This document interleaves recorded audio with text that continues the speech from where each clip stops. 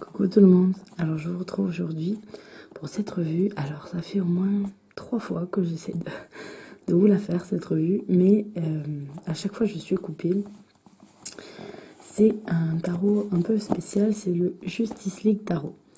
Alors en fait c'est un tarot, vous allez voir, qui est dans l'univers des super-héros.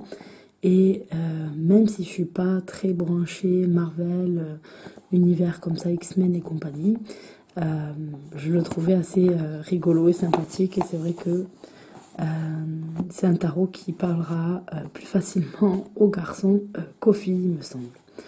Donc c'est édité chez DC Comics. Et donc c'est dans une boîte assez... un carton assez épais. Donc déjà ça tient un petit peu plus le coup. Et voilà comment c'est présenté à l'intérieur. On a une pochette en suédine avec écrit Justice League Tarot et les cartes. Donc sachez qu'il n'y a pas de livre disponible pour ce tarot. C'est vraiment un tarot divinatoire plutôt collector. On peut s'en servir tout à fait, hein, mais il va falloir, voilà, pour les gens qu'ils aient aussi leur bouquin s'ils veulent s'en servir. Donc voilà. Alors pour la première chose à voir, l'inutilité de la pochette fournie. Voilà l'épaisseur du jeu. Voilà. Qui est plus ou moins normal pour un jeu tarot.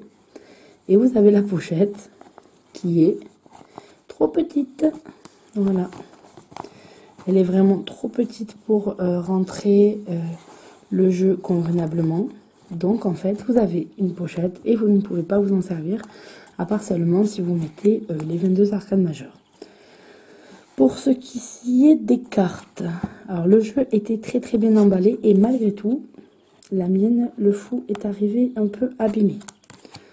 Ça me fait râler, mais soit. Alors, voilà le dos.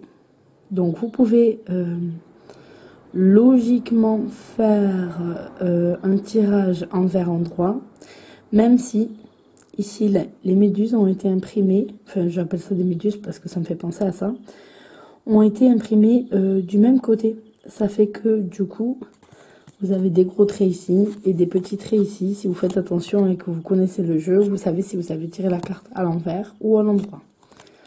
Donc là, c'est un petit défaut du graphiste. Je pense que s'il l'avait tourné, il n'y avait plus du tout ce problème-là, puisque les autres sont en symétrie. Donc voilà, vous avez un bord noir, et ce bord noir, on va le retrouver tout le long des cartes. Et le nom est écrit en bas. Donc, je vais voir si je peux... Voilà, en faisant comme ça, vous les verrez mieux. Donc là, il s'agit du fou. Donc ça, je sais pas du tout son nom, mais je sais que c'est la compagne du Joker. Donc voilà. Là, vous avez le magicien. Alors, vous avez les 4 symboles qui sont présentés ici sur cette croix.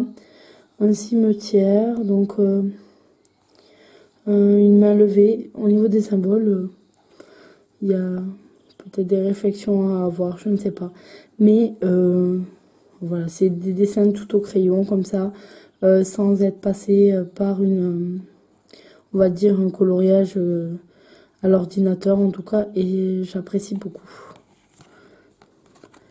Catwoman, qui prend la place de notre grande prêtresse, notre papesse. L'impératrice. Alors ça là j'aime bien avec l'idée des fleurs et des papillons. L'empereur. Le pape. Les amoureux, avec 3 couples différents. Alors ça doit être Robin, le char. La force. Avec, comment elle s'appelle, Wonder Woman. L'ermite. La roue de la fortune. avec cette pièce en fait qui joue à pile ou face. C'est une idée assez sympa. Batman pour la justice.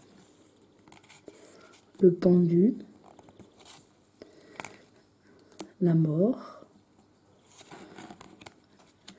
La tempérance. Le diable. Le Joker pour la tour.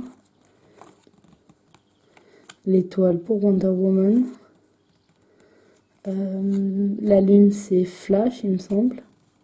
Avec ça. Superman pour le soleil. Ou Flash, non, toujours.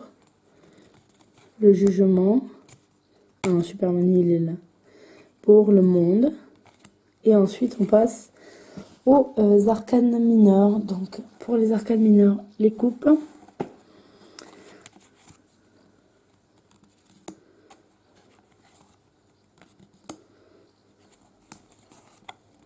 Ah, moi, je le trouve fun.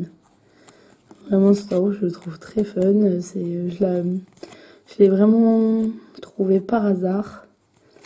Quand je recherche, la plupart du temps, c'est sur Amazon. Et je l'ai vraiment trouvé assez rigolo. Et je voulais absolument l'avoir. Donc voilà, comme je vous disais, c'est vraiment un jeu qui parlerait plus aux hommes. Donc peut-être pas plus âgés, mais en tout cas à partir des années 80, il me semble que ils ont un peu grandi avec certains de ces personnages-là. Et se retrouveraient donc du coup plus concernés que certains jeux qui sont vraiment plus féminins.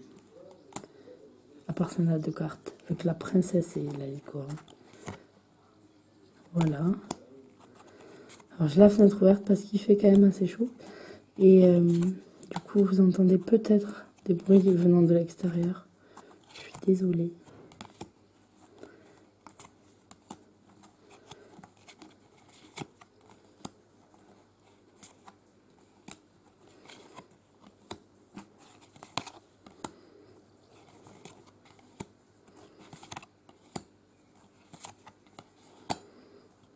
Celle qu'on trouve sur la boîte.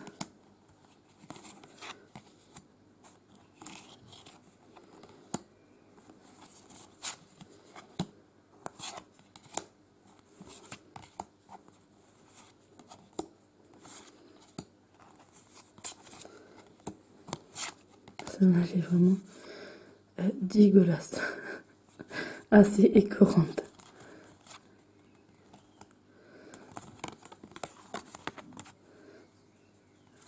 Et voilà. Le roi d'épée. Donc bon, bah, c'est toujours dans cet univers un petit peu des comics. Donc il y a des images qui paraissent assez violentes par rapport à d'autres. Mais c'était un jeu sympa, voilà, que je voulais vous montrer. Donc je vous dis bye bye et à bientôt pour une nouvelle vidéo.